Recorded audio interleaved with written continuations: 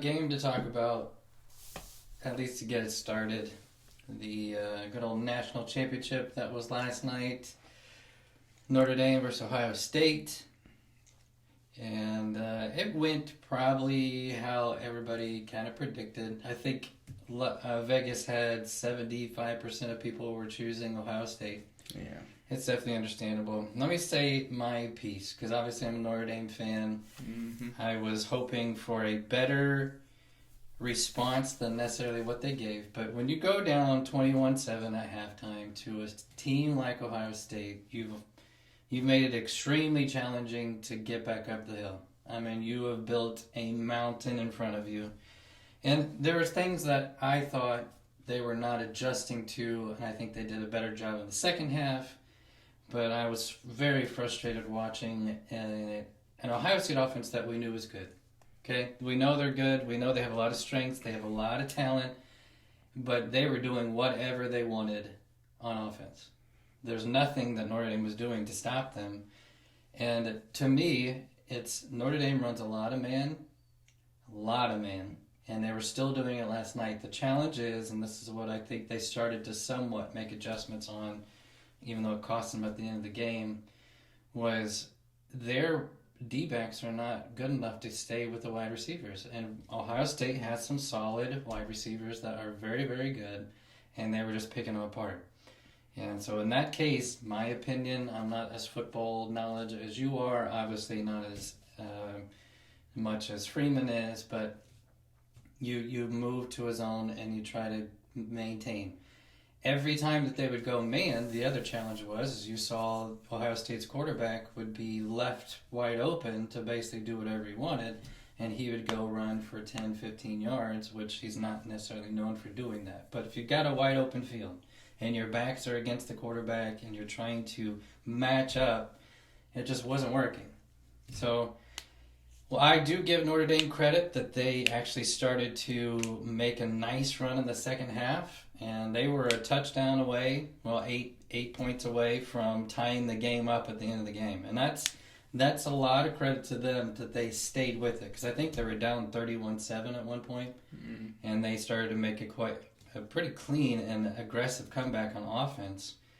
I mean, I don't know, the first drive of the game was perfect. It was an absolute perfect drive for the most part. Yes, they relied heavily on the quarterback to Leonard in order to run the ball to get those first downs because they kept getting to 3rd and 2, 3rd and 1. But after that, it's like they couldn't really get anything going until the second half. And I don't know.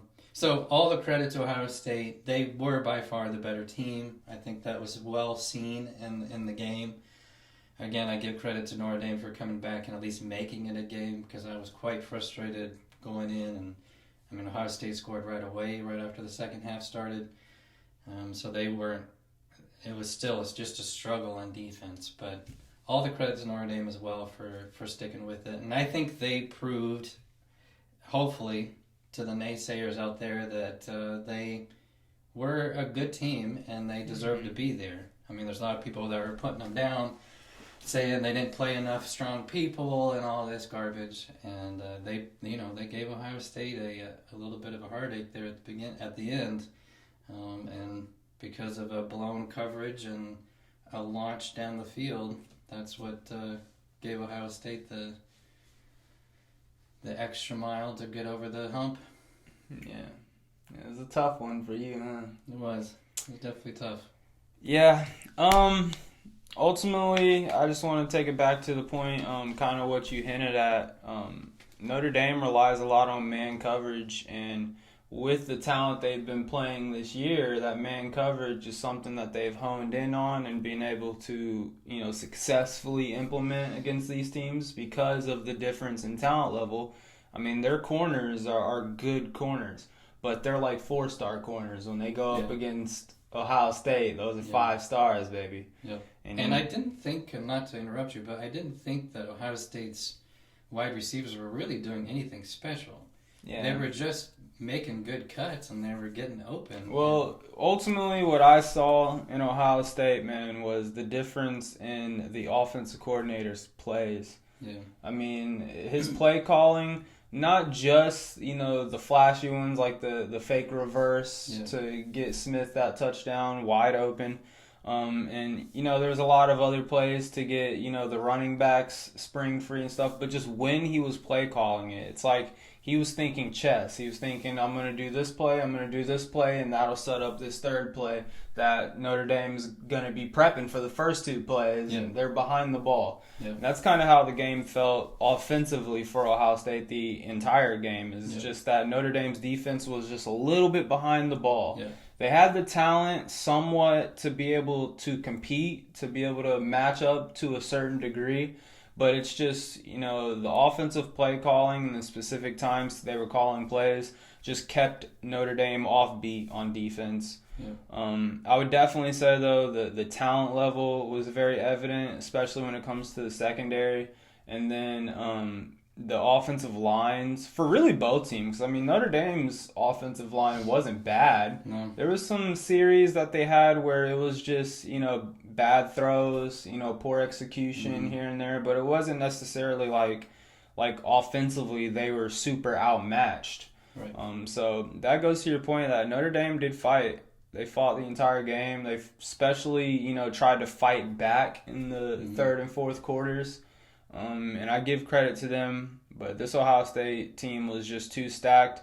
And, like you said, that first drive, I kind of saw whenever they went down and scored, I was like, oh, okay, this might be a game. And, Leonard was running all over. I'm like, wow, okay, so if he's going to have one of these games, but then he went to the sideline, they were talking about how he threw up, and I was like, uh-oh. No, this ain't sustainable. Even if they had the opportunity to continue giving him the ball in organized quarterback keeps, quarterback runs, just him throwing up, me as a coach, I'm sitting there thinking, okay, the 12 runs or whatever it was. How many do you remember? I think it was 8 or 9. 8 or 9 runs? Yeah, because they had said that they try to keep him at about 20 per game, and he had 8 or 9 in the first drive. Yeah. And like you said, that's just not sustainable. Now, he did say, he mouthed it when he was on the bench, and the announcers did say that he landed on the football, and he thinks that's what made him upchuck, I guess is what they used to call it. I don't know. I mean, I think it's probably a part of that, but also, that's a lot of pressure on a quarterback to run that much and to try to get. Again, they're not easy first downs because you're having to plow through people in order to get them. Yeah, I mean, regardless of whether he threw up due to a conditioning, overuse, or it was because he landed on a ball, that still speaks to he's taking hits every play that he's running the ball. And, in my opinion, me being a head coach, this is the last game of the year, I'm a little bit more ruffian where I would say, well, we still got to put our neck out. I don't care if you throw up, get back out there. Yeah, I remember whenever I was in high school, there was a game I had where I probably had 8 tackles already by the third quarter. And I think it was against Monrovia, which is one of those teams that just hands it off every single play. They throw it maybe once or twice a game. And me playing middle linebacker, I just kept getting hammered down the middle by this 6'2", 300-pound fullback. And in that game around third quarter, I was doing good. I was making tackles. I was bringing the big boy down, but I had thrown up all over the place on the field, and it was right before a play happened. So I throw up, and then I put my mouthpiece back in, and you keep going. Yeah, that's kind of the ruffian attitude that I would have towards it. Yeah. Being a big level, being different position, being the quarterback, someone you're gonna need the entire game. Maybe you do put the brakes on a little bit to make sure he can play the entire game, but still I would have that mindset of we're gonna need you, we're gonna need your legs if we're gonna have a chance in this. And I mean, you could tell they started to hone it back. They started relying on his arm a little bit more. Yeah. Which was not working. Yeah. I mean, that was the challenge with his passing game, at least in the first half. It wasn't even that he was getting a lot of pressure, because he was a few plays here and there, but he was throwing short, throwing at their feet. It just, they were not good. he was not there. His arm was not there in the first half. He started connecting it in the second half, but first, definitely not. And the thing is, with the Ohio State defense, like, although they weren't getting pass rush well, their run defense was looking very good. Yeah. And so Price wasn't really helping him out. Love wasn't really helping him out too much. So, I mean, if you're going to be running the ball, it would have had to have been through the quarterback, and they weren't running it successfully to be able to open up a lot of those passing lanes. Yeah. So, I mean, just like any game, which we're going to be getting into a lot of games today, but just like any game, there is many different factors into why a team loses, why a team wins. And for Notre Dame, there was just a lot of things that weren't going their way, especially in that first half. I would even argue in the second half, too. I would say that Ohio State don't get me wrong, Notre Dame was still fighting. They were doing what they needed to do, but it almost seemed like Ohio State took their foot off the gas for a couple of seconds here and there on defense, especially like with the Great House reception and broke 2 tackles to run it into the house. That's like something that's very uncharacteristic for Ohio State defense. But ultimately, congratulations to Ohio State. They made that $20 million roster worth it.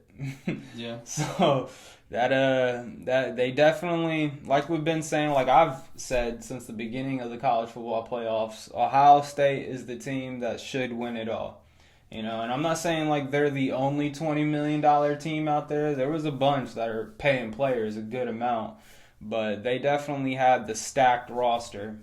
And, even just having the 2 running backs running over 1,000 yards each, that's kind of, and then with the wide receivers, what's his name? Egbuka, I think. Mm-hmm. He's obviously going to be in the NFL. I mean, he's a dog.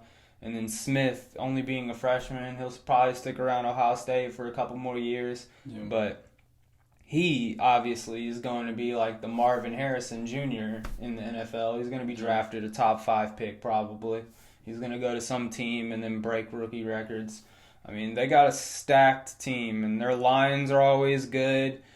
The only real question that I had with them was the quarterback, and he came out and played too. Yeah, so did pretty well. Yeah, defensively, I thought they did quite a bit, but I thought they would actually get more pressure on Leonard. Yeah, no. And I thought the line did a pretty good job of protecting. And the interesting part was I think it was the right tackle for Notre Dame was either a rookie or he hadn't really played the entire season and he had to fill in for somebody. Yeah, and I thought he did a pretty good job. Yep, I think like the starter like torn his shoulder or something, torn his bicep. I forget what it was, but they started him, and that was all what the pregame was talking about. Is he going to be able to guard Sawyer? Is he going to be able to keep him off the quarterback? And he did a great job. He did.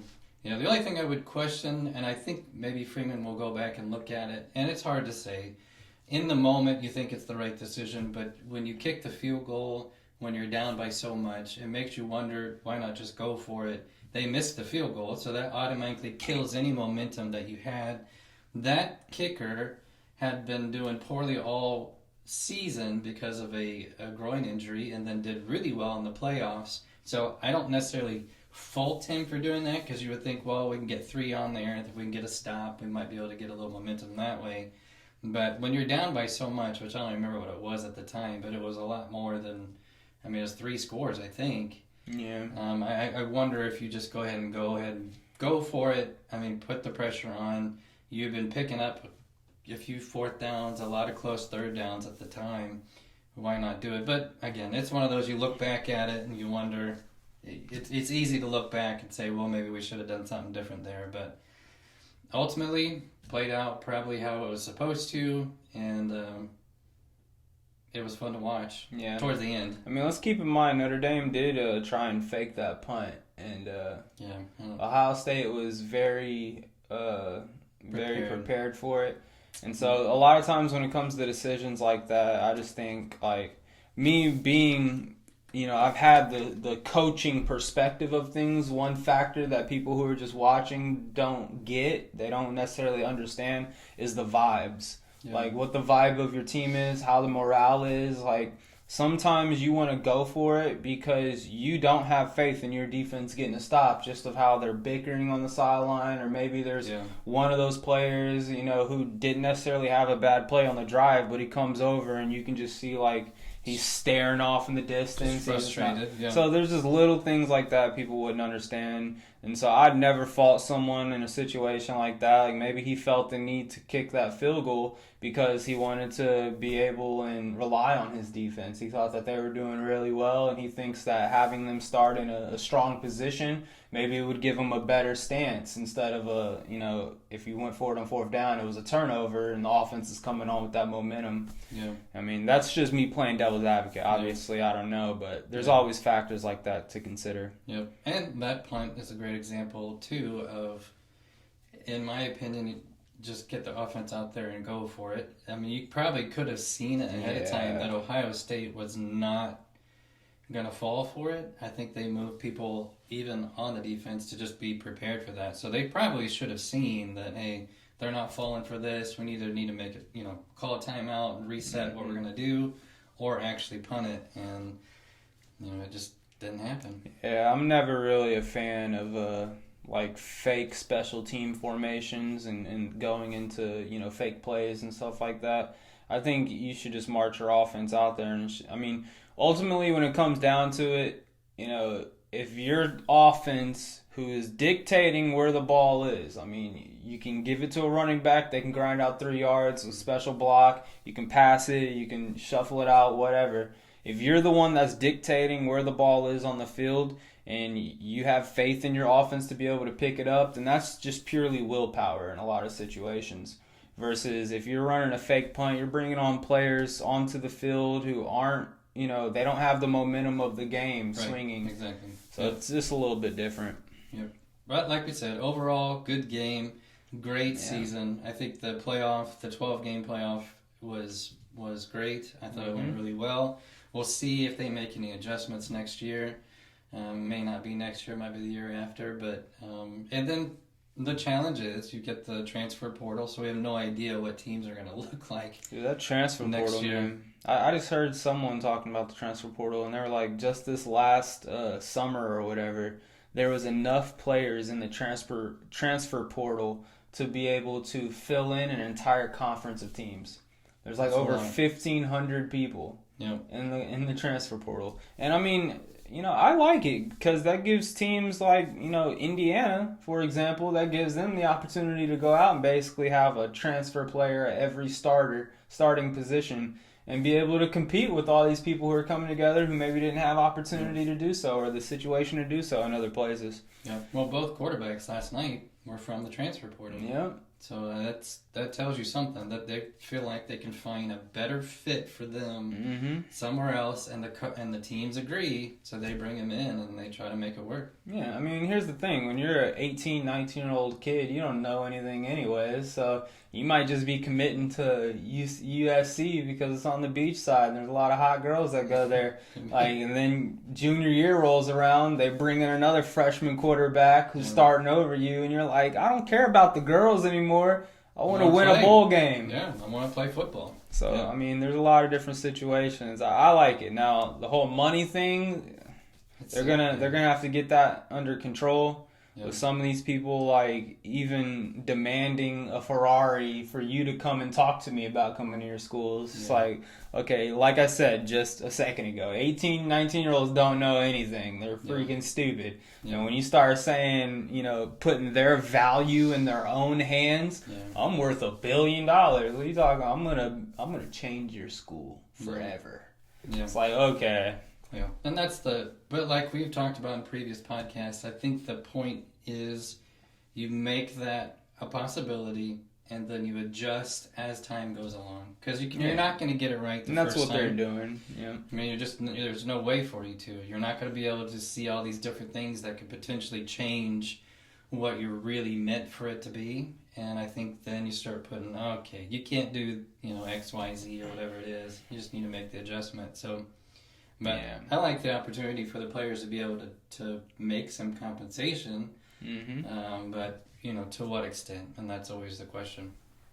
And I definitely think you need to put caps for, I would even say positional caps, but even just a salary cap for the team so that it doesn't get out of hand with these boosters donating money to these schools. And, Ohio State has a $20 million to put towards its roster, but...